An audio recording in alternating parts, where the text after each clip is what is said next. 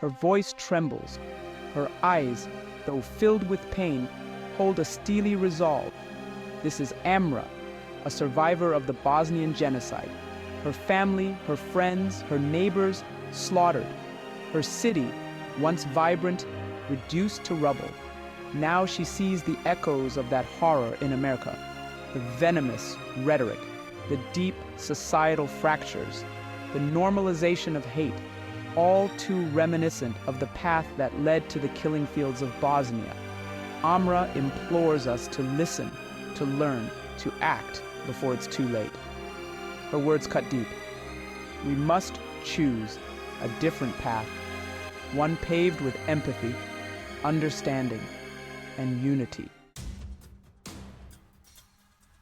Sarajevo, 1992.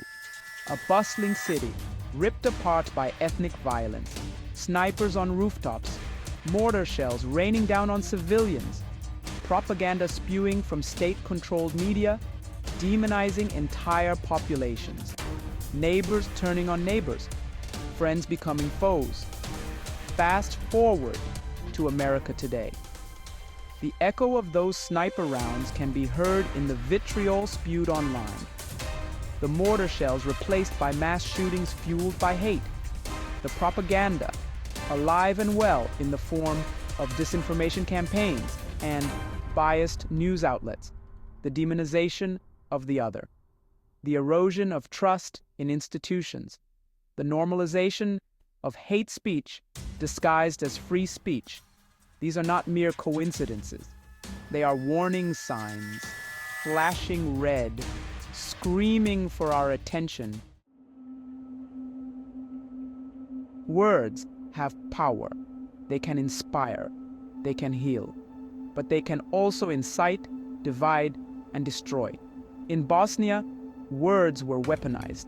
They were used to dehumanize, to justify violence, to fuel the fires of hatred. Today in America, we see the same tactics being employed. Politicians demonize opponents, painting them as enemies of the state. Social media algorithms create echo chambers, reinforcing biases and fueling polarization. Misinformation spreads like wildfire, eroding trust and sowing discord. We must recognize this poison for what it is and actively work to counteract its corrosive effects. We must engage in respectful dialogue with those who hold different views, seeking common ground and building bridges of understanding. History is replete with examples of leaders who rose above the fray, who chose unity over division, who used their platforms to heal rather than to harm. Leaders like Nelson Mandela, who emerged from decades of imprisonment, determined to forgive his captors and build a multiracial South Africa. Leaders like Mahatma Gandhi, who championed nonviolent resistance and inspired a nation to overthrow colonial rule. These leaders understood that true leadership lies not in exploiting divisions, but in bridging them, not in demonizing opponents, but in seeking common ground. Amra's message to America's leaders is clear. You have a choice to make. You can choose to be a force for good, to use your power to bring people together, to heal the wounds of division. The consequences of that choice, Amra warns, will be profound. The responsibility to prevent another Bosnia does not rest solely on the shoulders of our leaders. It falls on each and every one of us. We must be vigilant in calling out hate speech, discrimination, and prejudice wherever we see it.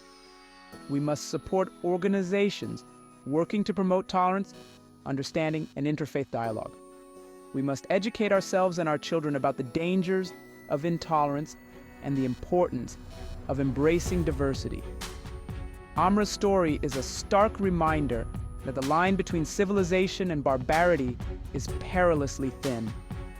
Let us honor Amra's story and the memory of the millions who perished in the Bosnian Genocide by choosing a different path. Let us choose unity over division, love over hate, and hope over despair. The time to act is now. Our humanity depends on it.